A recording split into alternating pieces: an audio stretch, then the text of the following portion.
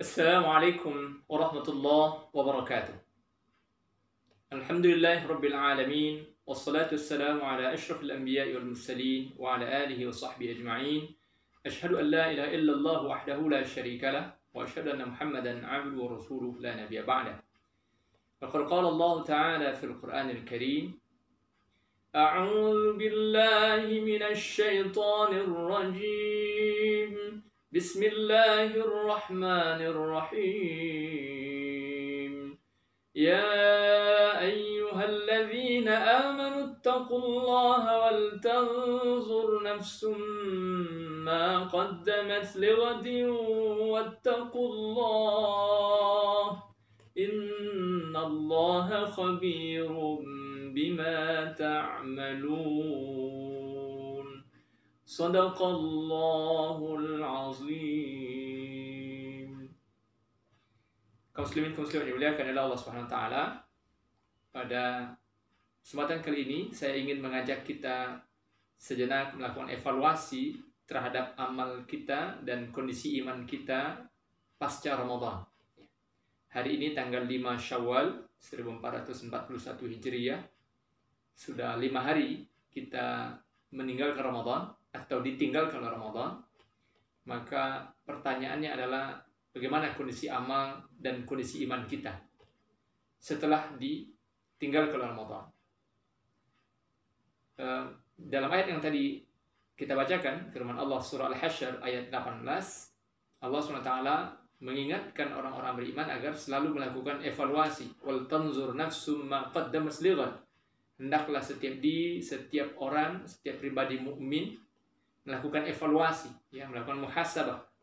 Kalau kita pinjam istilahnya Syekh Abdullah Nasir Alwan, melakukan muhasabah. Wal tanzur nafsun ma qaddamat lighad. Ini salah satu cara yang harus dilakukan oleh orang-orang beriman untuk melakukan tarqiyah ruhiyah, meningkatkan kondisi ruhiyahnya, mengevaluasi amal terus-menerus. Nah, kalau kita lakukan evaluasi terhadap kondisi iman dan amal kita, menarik sekali sebenarnya apabila kita coba tadabburi firman Allah dalam surah An-Nahl surat yang ke-16 ayat 92, di mana Allah SWT berfirman, A'udzubillahi minasyaitonir rajim, wa la takunu kallati naqadat ghazlaha min ba'di quwwatin ankatha. Kata Allah, kamu jangan seperti seorang perempuan tukang tenun yang merusak tenunannya setelah tenun itu kuat.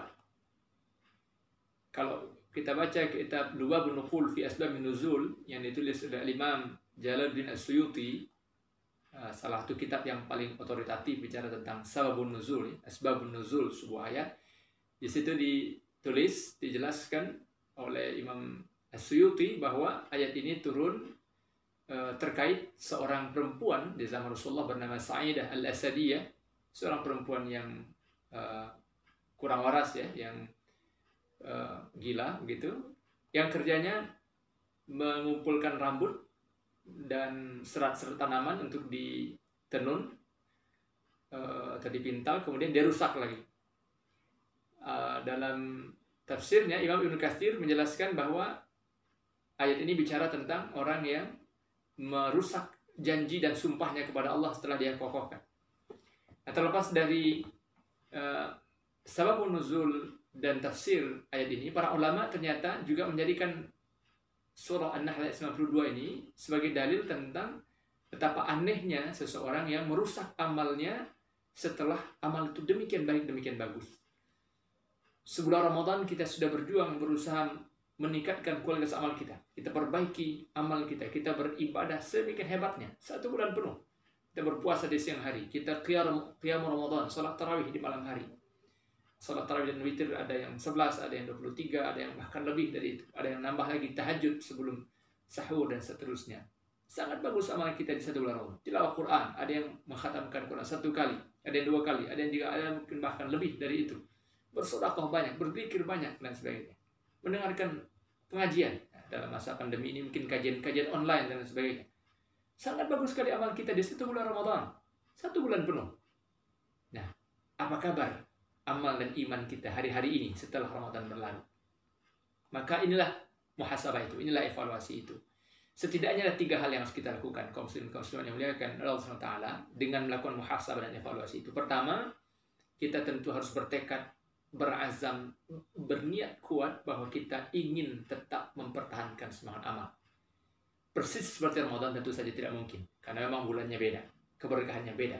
Tetapi kita ingin bahwa semangat amal kita di bulan Ramadan masih tetap ada di bulan Syawal ini, dan akan terus ada di bulan-bulan berikutnya, sampai mudah-mudahan Allah pertemukan kita lagi dengan Ramadan tahun depan. Itu yang pertama.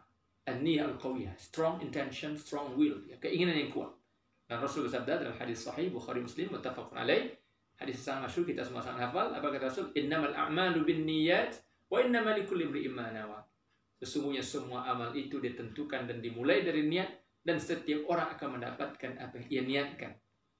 Jadi, kalau kita berniat sungguh-sungguh, insya Allah ini merupakan good beginning, ya, awal yang baik, good start, ya, awal yang baik. Dan ini akan sangat menentukan. Yang kedua tentu tidak cukup sekedar niat, harus ada mujahadah, harus ada kesungguhan.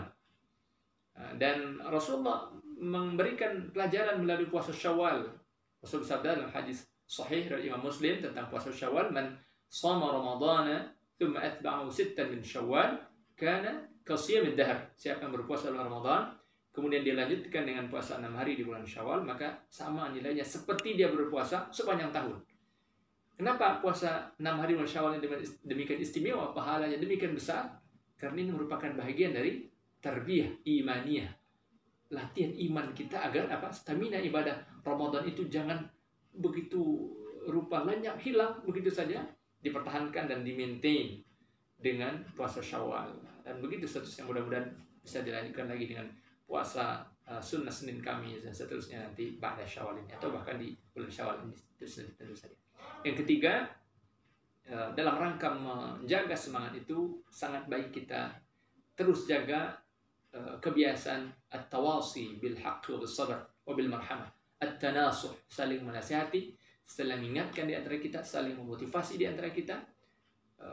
Insya Allah apabila kita terus saling mengingatkan, saling menyemangati, saling mendoakan, saling memberikan dorongan, mudah-mudahan semangat amal kita akan terus bertahan, dan bahkan mudah-mudahan malah semakin meningkat insyaallah. Wallahu a'lam bissawab. Astaghfirullahalazim. Wassalamualaikum warahmatullahi wabarakatuh.